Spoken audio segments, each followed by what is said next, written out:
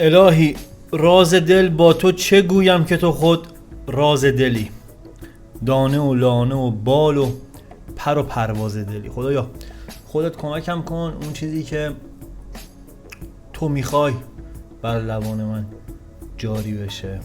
تو کمک کن که یک پیام خوب در جریان باشه.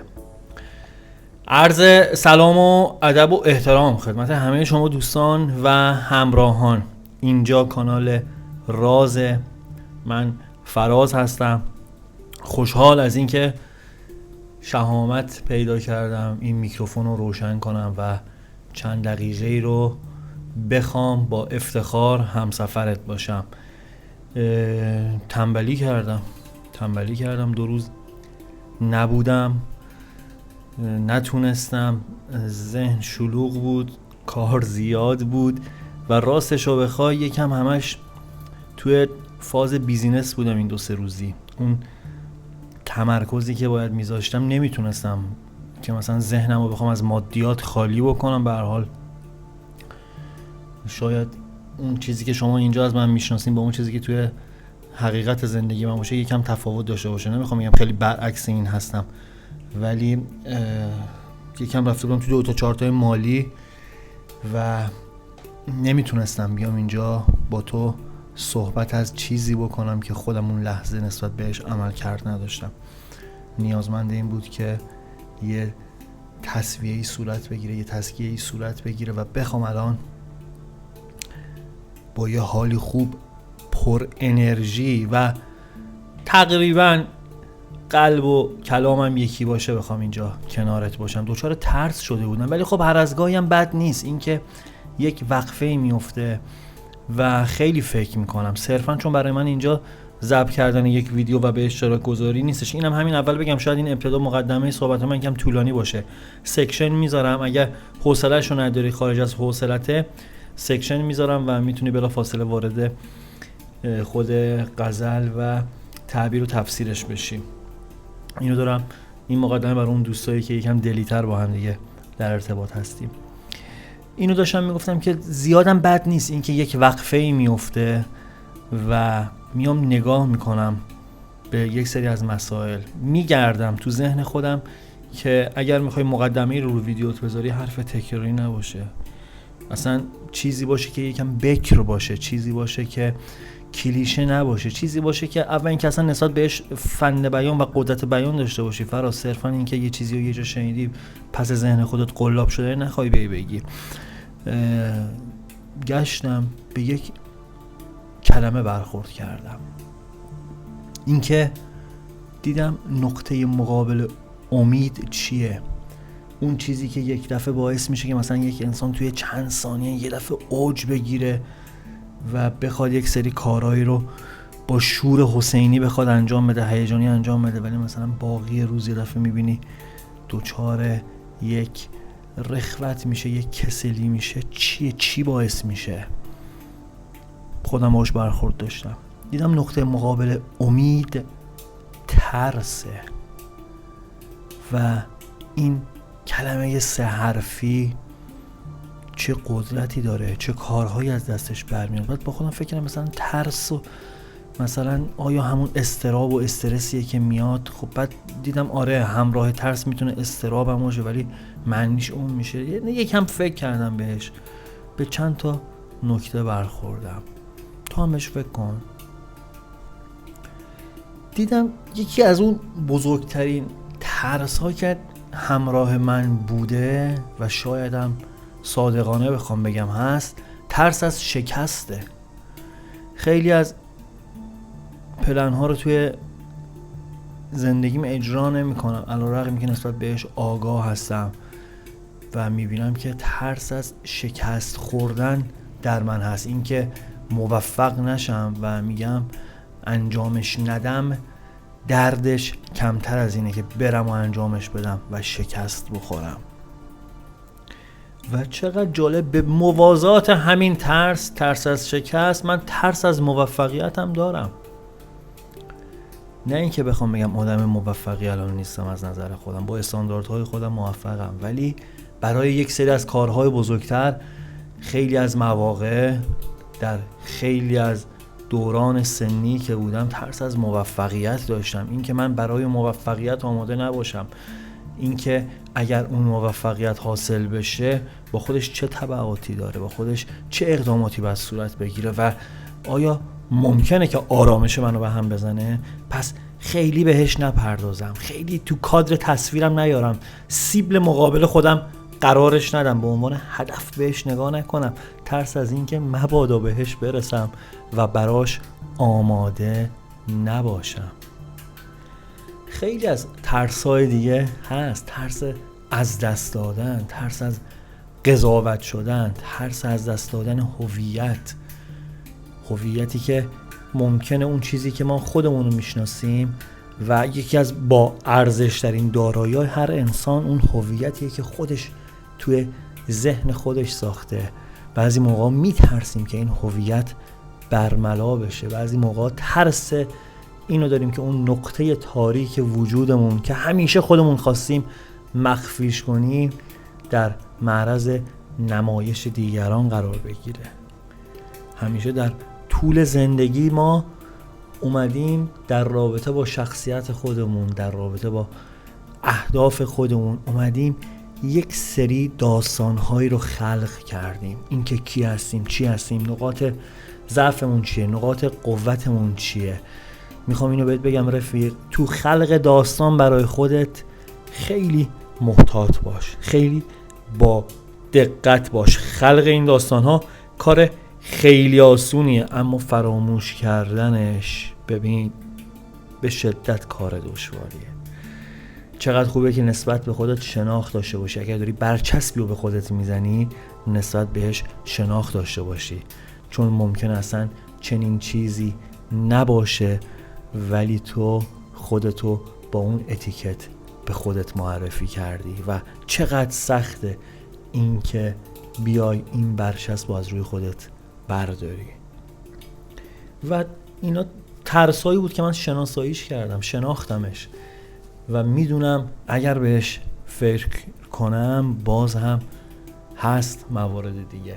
ولی خب با خودم فکر کردم که حالا دونستنش چه کمکی به من میکنه. اصلا گیری من این ترسا رو شناختم، اصلا روی همشون اسمم گذاشتم، راجع به همشون هم آگاه شدم. آیا دونستنش کمکی میکنه؟ دیدم نه، خیلی اهمیت نداره. این که اصلا ما از کجا اومدیم خیلی مهم نیست، این که به کجا میخوایم بریم مهمه. افکار ما خیلی مهم نیست، رفتار ماست که خیلی مهمه. دیدم نسبت بهش من باید یه کار مسئولانه انجام بدم. اولا این که باید بپذیرم چنین ترسی در من هست، اقرارش کنم، کاری که الان دارم با تو انجام میدم، و این که بیانش کنم و بخوام تمایل در خودم ایجاد کنم که کمرنگش کنم. آیا یک شبه این اتفاق میفته؟ نه. آیا با یک جمله امیدوار کننده و انگیزشی ترس‌های من از بین میره؟ خیر. چی کار میتونم بکنم؟ تکرار و تمرین آگاهانه. تکرار و تمرین آگاهانه چیه؟ آقا فراز داری خیلی کلیشه‌ای صحبت میکنی. درست داری میگی، شاید خسته کننده باشه. یه مثال ساده میزنم. چند روز پیش اول هفته بود، باید توی سیستم کاری خودم یه کار جدید انجام میدادم. به واسطش باید با یکی از این طرفای قرار دادم یک خواسته خیلی پیش پا افتاده رو انجام میدادم، به این عنوان که مثلا باید یک سری از اقلام موجودی رو در اختیار من قرار میداد که من اونو بفرستم برای یک مشتری دیگه که بخواد مثلا به عنوان نمونه ببینه. یه چیز خیلی متعارف و عرفی، خود منم این کارو میکنم. ببین تا قبل از این که بخوام زنگ بزنم به اون شخص که آقا مثلا این مقدار موجودی رو به من بده، بدون اینکه من میخوام نسبت بهش فعلا چیزی پرداخت بکنم، ما اون مقدار شاید در قبال اون تراکنش‌های مالی که بین من و اون شخص بود 1/10 نه، اصلا به چشم نمی اومد، ولی یه چیزی تو ذهن من میگفتش که نه، این الان جواب خواسته تو رو نمیده، این الان تو رو میپیچونه و اصلا این چه کاریه که تو مثلا میخوای. ببین 3 ساعت ذهن من درگیر بود، ولی باور کن خب یک مکالمه 20 ثانیه‌ای داشتیم تا اومدم تیتر خواستم و بگم طرف گفت باشه حل، خودت میای میبری یا اینکه بفرستم یا اینکه پیک میاد. و دیدم مثلا چرا اینقدر ذهن من، ببخشید معذرت میخوام، زر میزد 3 ساعت. این چه ترس هایی بود که من داشتم تجربه میکردم تو کله خودم. و دیدم تو اون 3 ساعت یه جوری من فلج شده بودم، فلج فیزیکی نه، فلج فکری، و اومده بود تأثیر گذاشته بود روی دیگر عوامل کار من. آیا حالا میخوام بدونم من آدم ضعیفی هستم؟ نه. پس الان ممکنه با خودت فکر کنی که بابا یه همچین چیز کوچیکی که اگه میتونه ذهن تو رو درگیر کنه، تو اصلا کار نکن، تو بیزینس نکن، بشین سر جات. ولی این چیزی نیستش که من نسبت بهش عمل کرد داشته باشم. این ترس ممکنه مثلا هر 2 ماه یا 3 ماه بیاد سراغم. ولی حالا همون اول گفتم تکرار تمرین آگاهانه. وقتی که تو اون 20 ثانیه مکالمه ما تموم شد، فوری یک برچسب از روی ذهن خودم کندم که آقا فراز انقدر بدبین نباش، و اونو پاکش کردم و گفتم این یک شاهدی بود برای افکار منفیت. دفعه بعد اینجوری فکر نکنی یا اینو به عنوان یک دیفالتی، به عنوان یک نمونه توی اون فولدر ذهنت قرار بده که اگه ذهن منفی خواست بیاد سراغت، این مثال رو داشته باشی که 3 ساعت سر یه موضوعی پیش پا افتاده، ذهنت فلج شده بود، ولی چقدر مسخره بود و چقدر ترس الکی بود. حالا بهتر شد، دیدم چه تجربه خوبی کسب شد، ازش استفاده کردم برای 2 تا 3 تا کار دیگه و جواب گرفتم. این شد تکرار و تمرین آگاهانه. خیلی حرف زدم، ببخشید. خود موضوع ترس اینا مسائلی که شاید تو قالب یک پیام نتونیم اینجا بگنجونیمش. تو فکر این هستم شاید یک سری از این قبیل مسائل رو در قالب ویدیوهای جداگونه تو همین چنل منتشر کنم. نمیدونم مثلا این کار بکنم یا نکنم.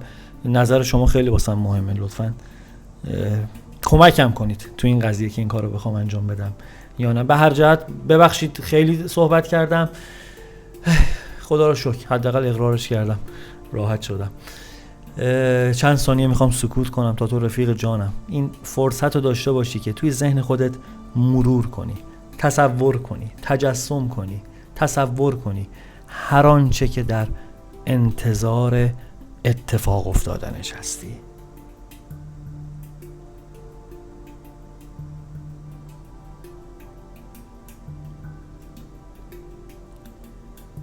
خب اگر نیت کردی و آماده ای، میریم سراغ غزل امروز از لسان غیب حافظ شیرازی.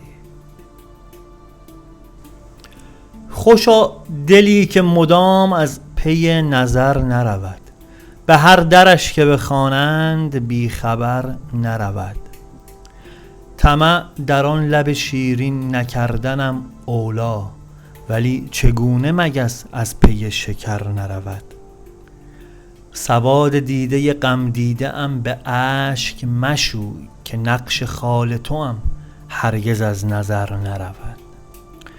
ز من چو باد صبا بوی خود دریغ مدار، چرا که بی سر زلف توام به سر نرود. دلا مباش چنین هرزه گرد و هر جایی، که هیچ کار ز پیشت بدین هنر نرود. مکن به چشم حقارت نگاه در من مست، که آبروی شریعت بدین قدر نرود. من گدا هوس سرو قامتی دارم، که دست در کمرش جز به سیم و زر نرود. تو که از مکارم اخلاق عالم دگری، وفای عهد من از خاطرت به در نرود. سیاه نامه تر از خود کسی نمی بینم، چگونه چون قلمم دود دل به سر نرود. به تاج هدهدم از ره مبر، که باز سفید چو باشه در پی هر صید مختصر نرود. بیار باده و اول به دست حافظ ده، به شرط آن که ز مجلس سخن به در نرود. بریم با هم سراغ تعبیر و تفسیر این غزل نفسگیر از حافظ، ببینیم برای کی بود و چی برای امروز من و تو داره. در ابتدا اینو بگیم که این غزل 224 مال زمان دوره حکومت شاه شجاعست و اینجوری که از رنگ و لعابش برمیاد، بویی که به مشام من میخوره، مال زمانی که رابطه حسنه و مراوده و رفت آمد بین حافظ و شاه شجاع بوده سروده شده. حافظ ببین درد کشیده است. خب این دردی که میخوام بگم نه این که درد جسمی باشه، درد بد اخلاقی، خلق تنگ، نه اخلاق بد، نیکو سرش نبودن، ولی به زبون خودش به ذم اقرار خودش داره اینو میگیم. این که میگه چقدر بده که شخص نظرباز باشه و هر جایی و دل و ذهنش هی بخواد سمت این و اون باشه. با شناختی که از خودش داشته و توی شعر داره بیان میکنه، میاد میگه که برای من بهتر اینه که من در طمع لب یار نباشم، به فکر هوای نفس نباشم. ولی خودش هم میگه چنین چیزی که ممکن نیست. میگه این تو سرشت منه، مثل مگس هستم و لب یارم شیرینه. چجوری میشه این دوتا رو از هم جدا انداخت؟ چنین مثالی زده. خوشا دلی که مدام از پی نظر نرود، به هر درش که بخوانند بی خبر نرود. خیلی جالب و شیرین داره میگه خوش به حال اون دلی که گفتم پیوسته دنبال این خواهش های دیده خودش راه نیفته. جالبه نه؟ حالا ببین این همیشه صحبت از هوای نفس میشه، اون مسائل شهوانیشو یه دقیقه بذار کنار. خب مثلا رژیم غذایی داری، خب اینو بیا یه دقیقه جایگزین اون کن، اون نقصه اینم نقصه. خب چه میدونم 1000 تا چیزو تو میتونی جای این تو این بیت قرار بدی. خب وقتی که بیتو بگیری، خوشا دلی که مدام از پی نظر نرود، به هر درش که بخوانند بی خبر نرود. دیدی مثلا توی یک تایم رژیم غذایی میگیری، چشت به این غذا میفته، به اون میفته، تو همون اینستاگرام میری میچرخی غذاها رو میبینی، آب دهنت راه میفته. پیش اومده واسط؟ و میگه چقدر خوبه که یکم سنجیده تر عمل کنی و شتاب زده هر خواهشی که از هوای نفست میای بهش لبیک نگی، نپذیری و آروم و قرار بگیری. طمع در آن لب شیرین نکردنم اولا، ولی چگونه مگس از پی شکر نرود. میگه چقدر خوبه که هوس بوسه از لب شیرین یارو نداشته باشم، اما این چجوری امکان پذیره که مگس به سمت شیرینی گرایش نداشته باشه. تو بیت 5 که میگه دلا مباش چنین هرزه گرد و هر جایی، که هیچ کار ز پیشت بدین هنر نرود. میگه اینجوری ولگرد و سباکسر نباش. به خودش داره میگه که با این کاری که داری میکنی فکر نکن کار هنرمندانه‌ای داری انجام میدی. به هر حال خب شاید یک سری موفقیت ها هم حاصل بشه دیگه، از این شاخه به اون شاخه پریدن و تو در قالب شکارچی به دنبال صید که میری، حالا اون هر چی میخواد باشه حالت خوب میشه دیگه. خب و اینو در قالب یک مسکن برای خودت میپنداری، مثل باده‌ای که ازش صحبت میکنه که خودش ناراضیه ولی میگه اینو من به عنوان مسکن، اینم براش همونه، نقصه، اون نقصه اینم نقصه. از انجام دادن این نقص میگه لذت نبر، این هنر نیست، کاری از پیش نمیره. تو بیت 7 جالبه، میدونید جالبه دیگه، میگه من گدای هوس سرو قامتی دارم که دست در کمرش جز به سیم و زر نرود. اینو راستش اولش فکر کردم که صحبت از چی داره میکنه که دست در کمرش.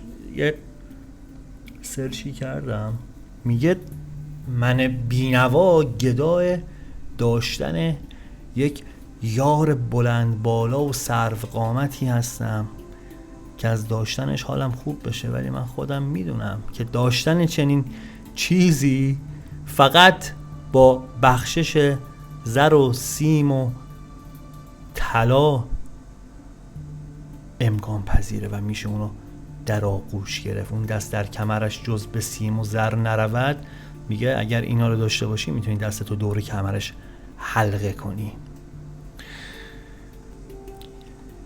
توی بیت 9 که میگه سیاه نامه تر از خود کسی نمیبینم، چگونه چون قلمم دود دل به سر نرود. میگه کسی از خودم گناهکارتر نمیبینم، سیاهتر نمیبینم که کارنامه‌اش انقدر سیاه باشه، سراغ ندارم. و تو بیت 11 و بیت آخره که میگه بیار باده و اول به دست حافظ ده، به شرط آن که ز مجلس سخن به در نرود.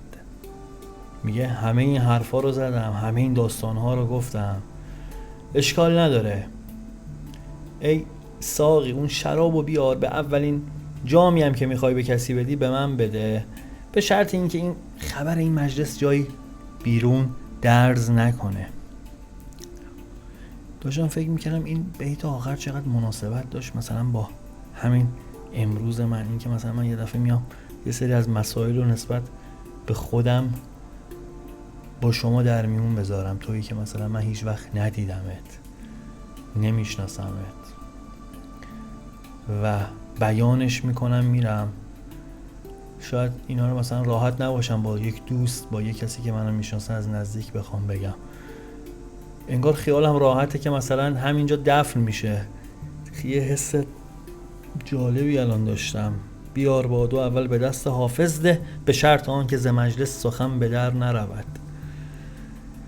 گمنامی یعنی من حرفامو اینجا با تو در میون میذارم و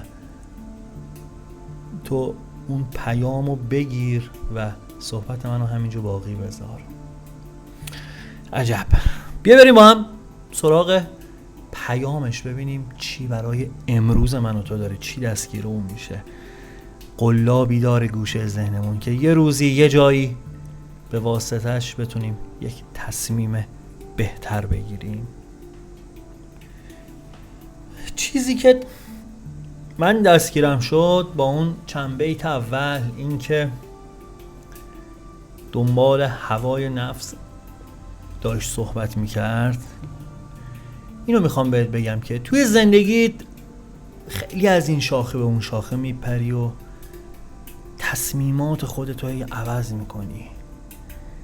یه جورایی میگن طرف حزب باده، صبح یه چیزی میخواد، ظهر یه چیز دیگه میخواد، بعد از ظهر یه کار دیگه میخواد بکنه، فردا صبحش هم اصلا یادش میره. سراغ دارم. حالا من میگم یکی، ولی تو بدون من کیو دارم میگم، شاید دارم خودمو میگم. از فاصله بین تصمیم تا عمل میشد رفت مسافرت. یعنی یک تصمیم واسه انجام این کاری میگرفتم، طول میکشید انجام دادنش. میگه از این شاخه به اون شاخه خیلی نپر، بهتر اینه که این دفعه منطقی و عاقلانه و با سنجیدن تواناییات، چیزهایی که در خودت سراغ داری، چیزی که میدونی درسته، با شناختی که از خودت با مشورت کردن با دیگران نسبت به خودت آگاه شدی تصمیم بگیری. ازت میخواد که قدم در راه هوا و هوس نذاری. میگه زندگی خیلی کوتاهه، وقت نیست که تو بخوای از این شاخه به اون شاخه بپری. چقدر خوبه که برای کاری که در پیش داری آینده نگر باشی و از لجاجت و لجبازی دست برداری. و حتما داره بهت توصیه میکنه که قبل از شروع کار همه جوانبش رو در نظر بگیر.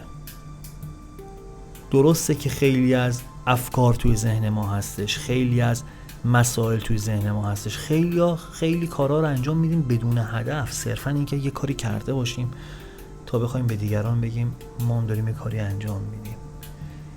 پیام داره میگه هر آرزو و هدفی نمیتونه مفید واقع بشه و خیلی از مواقع اصلا رسیدن به اون هوای دل، اون چیزی که ما میخوایم در توانمون نیستش که هیچی اصلا به صلاحمون هم نیست. 1000 تا مثال خود تو داری بزنی، اصلا لازم نیست که من بخوام ورود کنم.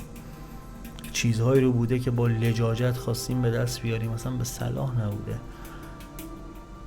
و پیام پر واضح داره میگه چقدر واجبه که با دقت و با مشورت دیگران راهی تازه رو امتحان کنیم. راجع به اصل مشورت قبلا صحبت کردیم. لازمه دوباره داخل پرانتز بگم مشورت کردن با دیگران اینجوری نیستش که ما بخوایم بریم درد و دل کنیم که تسکین پیدا کنیم. مشورت کردن یک سوال ساده است بدون در نظر گرفتن اون چیزی که خودمون دوست داریم. مثلا من دوست دارم مدل ماشینم رو عوض کنم، نمیام برم به فلانی بگم فلانی میدونی فلان ماشین چقدر خوبه داشتنش، چقدر امنیتش بالاست، چقدر خوب میشه مثلا این با آدم داشته باشتش، اگر اینجوری باشه اونجوری میشه. بابا باید برم راستشو بگم. چجوری اینجوری بگم فلانی من انقدر پول دارم، خب بعد دوست دارم این ماشین داشته باشم، نظر تو چیه؟ اگه من مثل حالت اول برم واسه یکی صحبت کنم طرف میگه چقدر خوب، آره عالیه بخرش. ولی مثل حالت دوم برم بگم، طرفی که دارم باش مشورت کنم اگه عاقل باشه ازم میپرسه که آقا گیر و گور دیگه تو زندگیت نداری؟ بدهی نداری؟ چه میدونم جایی مثلا برای فلان موضوع نباید مثلا پس انداز داشته باشی؟ و اون درسته. مشورت کردن اینجوریه که بدون اینکه اون چیزی رو که دلم میخواد خودمون کنترل کنم، اصل ماجرا رو صادقانه بریزم روی دایره و بخوام نسبت بهش آگاه بشم. پیام داره بهت میگه که تو لیاقت رسیدن به بهترین ها رو داری. چقدر خوشحالم که اینو من دارم بهت میگم. اینکه علیرغم تمام صحبت هایی که الان تو این پیام شد، بهترین ها برات میتونه اتفاق بیفته. چیزهایی میتونه برات رقم بخوره که در درک الان تو نیست. ممکن الان با خودت بگی ای بابا از من که دیگه گذشت، ای بابا صحبت از چی داری میکنی، ای بابا دیگه کی میخواد رقم بخوره. جهان هستی بر پایه نظمه. موقعی اتفاق میفته که خیرت باشه، موقعی اتفاق میفته که خداگونه باشه و اون اتفاق قشنگه، نه اون چیزی که ما با لجاجت و با پافشاری بخوایم به دستش بیاریم. انجام اون کارهایی که با پافشاری و هوای نفس هستش قدرت میخواد، زور زدن میخواد. اون کاری که خداگونه باشه خودش اتفاق میافته. و چیز دیگه ای که در انتهای پیام دستگیرم شد رازداری. میگه رازدار باش توی زندگیت. هر چیزی رو پیش هر کسی و هر جا بازگو نکن. بیار باده و اول به دست حافظ ده، به شرط آن که ز مجلس سخن به در نرود. حواست باشه هر صحبتی جا و مکانی داره. و اگر بخوام یک جمع‌بندی کرده باشم پیام امروزو، این که میگه توی زندگی دائما از این شاخه به اون شاخه میپری بدون این که منطقی پشتش باشه و پیوسته همش تصمیمات خودتو عوض میکنی. به همین علته که کارت پیش نمیره. اینو بدون که از خودت ناامید نباش، برای آینده خودت یک تصمیم جدی و منطقی بگیر، با امید خدا اون عملی میشه و حتما موفق میشی. این بود پیام امروز. مرسی که تا اینجای ویدیو منو همراهی کردی. امیدوارم الان که میخوام ازت خداحافظی کنم این پیام حافظ فارغ از نیتی که داشتی تلنگری بهت زده باشه برای یک زندگی بهتر. ساده ترین و البته با ارزش ترین کاری که میتونی بکنی به من انرژی بدی اینه که ویدیو رو لایک کنی. اگه چنل رو سابسکرایب نکردی همین الان وقتشه که سابسکرایب کنی و کامنت بذاری و با معرفی کانال به دوستا و آشناهات کمک میکنی که بزرگتر بشیم. اگر انتقادی، پیشنهادی داشتی یا در مورد تفسیر غزل نکته‌ای ذهنتو مشغول کرده بود، به آیدی تلگرام که روی صفحه و توی توضیحات همین ویدیو هست میتونی به من پیام بدی و با من در ارتباط باشی. اینو بگم و برم. وقتی که از ته دل بخندی، این از ته دل خندیدن تو تمام موقع هستا، همون موقعی که ذهنت درگیره، همون موقعی که یک فکر سمج داره یه چیزی در گوشت میگه، همون لحظه نابترین لحظه است. اگه اون لحظه بتونی از ته دلت بخندی، وقتی هر چیزی رو به خودت نگیری، وقتی که سپاسگزار اون چه که هست باشی، وقتی که برای شاد بودنت نیاز به بهانه نداشته باشی، اون وقتیه که داری زندگی میکنی. بازی زندگی بازی بومرنگ هاست. اندیشه ها، کردار و سخنان ما دیر یا زود با یه دقت شگفت‌آوری به سمت خودمون برمیگرده. زمانی که آدم بتونه بدون هیچ دلهره‌ای آرزو کنه، هر آرزویی برآورده میشه. پوینده باشی و پایدار.